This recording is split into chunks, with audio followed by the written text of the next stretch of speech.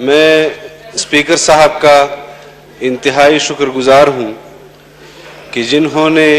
پاکستان کے معاشی صورتحال کو مد نظر رکھتے ہوئے پارلیمنٹ کے 2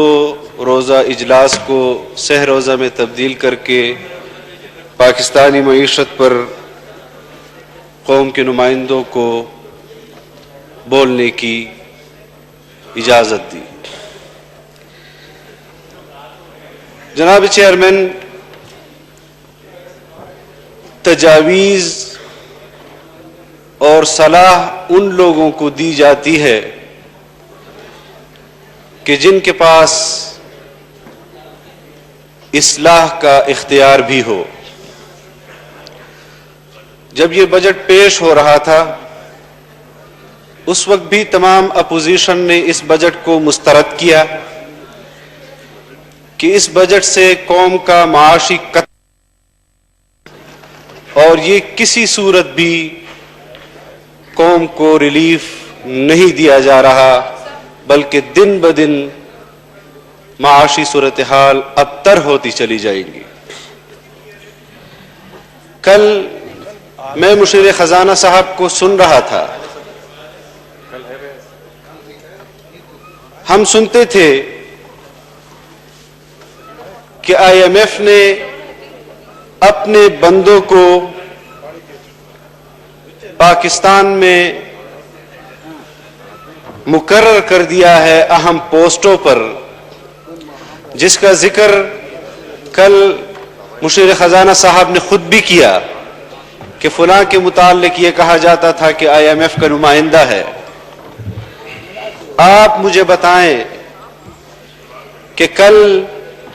مشیر خزانہ نے جو تقریر یہاں پر کی،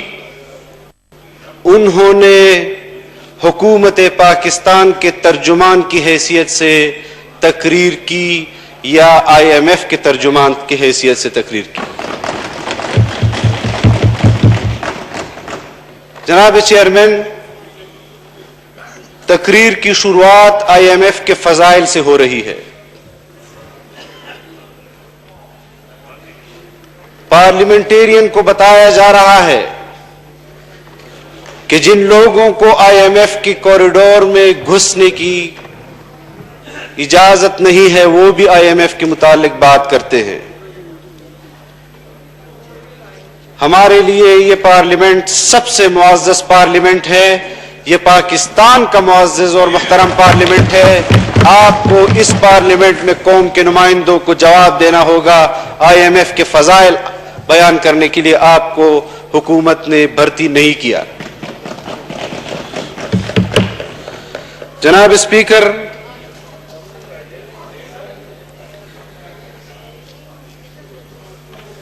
مشیر خزانہ کے علاوہ جتنے بھی وزراء نے تقاریر کی، انہوں نے اپنے مشیر خزانہ کی تقریر کی نفی کی ہے۔ 2 دن سے نفی کر رہے ہیں کہ انہوں نے اپنی تقریر میں پاکستان کے اندر شہد کی نہریں بہا دی،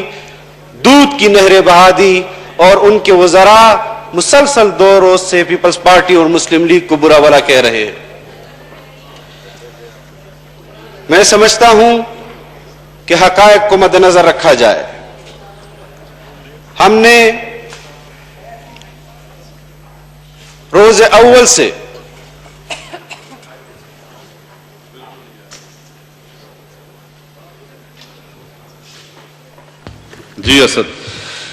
ہم نے روز اول سے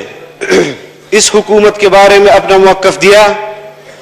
اور ہم آج بھی اس موقف پر قائم ہیں کہ یہ حکومت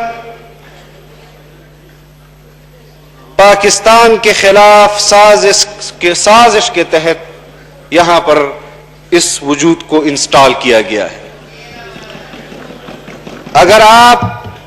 ان تمام چیزوں کو مسترد کرتے ہیں تو بتائیں کہ مصر کے اندر IMF کے نمائندے نے مصر کے معاشی نظام کو برباد کرنے کے بعد آپ نے اسی نمائندے کو پاکستان میں اپنا ترجمان کیوں بنایا، جس نے مصر کی معیشت کو تباہ کیا، اور اس کے بعد پاکستانی قوم گزشتہ 10 سالوں سے پاکستان پیپلز پارٹی کے دور سے جب سی پیک کے حوالے سے پاکستان اور چین کی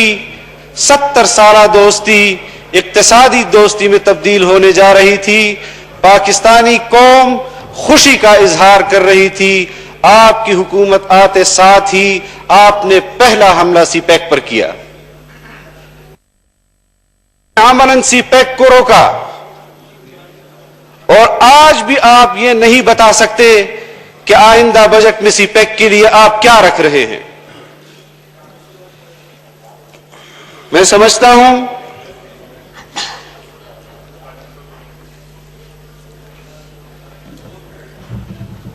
کہ اگر حکومت سنجیدہ ہے اور ان کو ادراک ہے حالات کا کہ پاکستان کی قوم کیا سوچ رہی ہے، تو ان کو از خود اپنی حکومت سے دستبردار ہو کر نئے انتخابات کا اعلان کر دینا چاہیے۔ افسوس کی بات ہے کہ یہاں پر مجھ سے پہلے جن وزیر موصوف نے گفتگو کی، اسی کے بارے میں پوری قوم کی رائے ہے کہ آٹے کا بحران اسی شخص کی وجہ سے ہے، چینی کا بحران اسی شخص کی وجہ سے ہے، اور آج یہ ہمیں بتا رہا ہے کہ کیا وجوہات تھی اور کیا وجوہات تھی۔ پاکستان کا کہ معاشی ماہرین وہ پاکستان کی معیشت کو جس طرح بیان کر رہے ہیں، مجھے اعداد و شمار میں نہیں جانا، کیونکہ اعداد و شمار کے حوالے سے آپ کے پاس اختیار ہی نہیں ہے، اور روز اول سے آپ کے پاس اختیار نہیں ہے، لیکن میں اپنی اپوزیشن جماعتوں سے بھی ضرور یہ بات کہہ دینا چاہتا ہوں کہ آپ نے قوم کی جو ترجمانی کی ہے، میں سمجھتا ہوں کہ شاہد خاقان عباسی نے تقریر کی حد تک اپنا حق ادا کر دیا ہے، بلاول بھٹو صاحب نے تقریر کی حد تک قوم کا حق ادا کر دیا ہے کہ اس وقت جو قوم کی صورتحال ہے وہ ابتر ہے، لیکن یہ بات بھی تسلیم کر لینی چاہیے کہ یہ پٹھو اور کٹ پتلی حکمران محض تقریروں سے سبق سیکھنے والے نہیں ہیں، میدان عمل میں آپ کو بھی نکلنا ہوگا، قوم کا ساتھ دینا ہوگا، اور ملک کے اندر نئے شفاف غیر جانبدار انتخابات کروانے ہوں گے۔ آپس میں بات چیت نہ کریں، اور میری جو ہے آپ سے گزارش ہے کہ آپ جملے نہ کسیں بالکل اسپیچ کے دوران۔ کل وزیر خزانہ نے کہا، مشیر خزانہ نے، کہ پاکستان میں ٹورزم کی انڈسٹری فروغ پائے گی۔ جناب ڈپٹی اسپیکر، میں جس سیشن کے بعد بھی اپنے حلقے میں جاتا ہوں، میرے گھر میں میرے لیے ایک تھریٹ لیٹر پڑا ہوتا ہے کہ آپ اپنے حلقے میں نہیں جا سکتے۔ میری قیادت کو سال میں 12 مہینے ہوتے ہیں، لیکن 12 مہینے سے زیادہ ہمیں تھریٹ لیٹر ملتے ہیں، ہماری قیادت کو ملتے ہیں۔ اور میں آپ کو عجیب صورتحال بتا دوں کہ ایسے علاقے کہ جس کے بارے میں ریاست جن لوگوں کے بارے میں کہتی ہے کہ یہ ریاست کے غدار ہیں، ان علاقوں میں ریاست کے غدار تو جا سکتے ہیں، لیکن آپ کے پارلیمنٹیرین نہیں جا سکتے۔ اس مفتی شکور کو 4 مرتبہ جلسہ عام سے وہاں روکنے کی کوشش کی گئی۔ یہ ہم کس طرف ریاست کو لے جا رہے ہیں؟ ہمیں تمام صورتحال کو حقائق کی نظر سے اس پارلیمنٹ اور اس قوم کے سامنے رکھنا ہوگا۔ ہمارے صوبوں میں وہ حالات نہیں ہیں، آج بھی سیکیورٹی کے مسائل ہیں، لیکن سیکیورٹی کے مسائل کے علاوہ ہمارے ملک کے اندر جو سب سے بڑا مسئلہ ہے، اور اگر کوئی عوام کے آواز بلند کرنے کے لیے بات کرتا ہے تو پھر ٹی وی شوز میں کچھ ایسے وزیر بھی پتہ نہیں وہ کس کی ترجمانی کر رہے ہوتے ہیں، حکومت کی ترجمانی کر رہے ہیں یا کسی اور کی۔ کل میں نے آپ کے وزیر کو سنا اور دھمکیاں دے رہا تھا کہ ہم فضل الرحمان کو جو قائد جمعیت، قائد ملت اسلامیہ ہیں، ان کو اس بار اسلام آباد آنے نہیں دیں گے اور ان کے ساتھ وہ سلوک کیا جائے گا کہ جو حکومتیں ایسے لوگوں کے ساتھ کرتی ہیں۔ یہ ان کے الفاظ تھے۔ میں اگر اس نے ایسے الفاظ کہے اور پھر ساتھ یہ بات بھی کہی کہ میں نے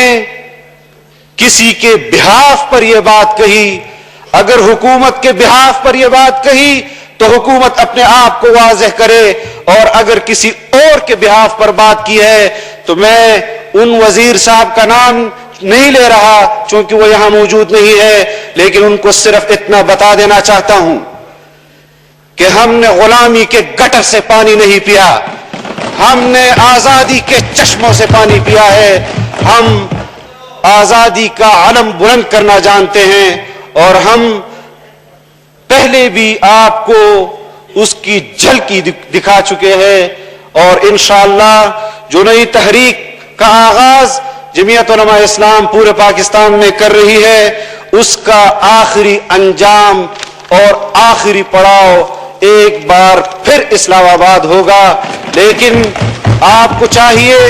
کہ اس وزیر کی انہوں نے جو گفتگو کی ہے اس پر ان سے وضاحت طلب کریں کہ انہوں نے حکومت کے بہاف پر یہ بات کی ہے یا کسی اور کے بہاف پر یہ بات کی ہے۔ ہم پاکستان میں غلام کی حیثیت سے زندگی گزارنے کے لیے تیار نہیں ہے، ہم آزادی کی جنگ لڑتے رہیں گے اور تب تک جنگ لڑتے رہیں گے جب تک ہم پٹھو حکمرانوں سے اس قوم کو نجات نہ دلا دیں۔ وآخر دعوانا الحمدللہ رب العالمین۔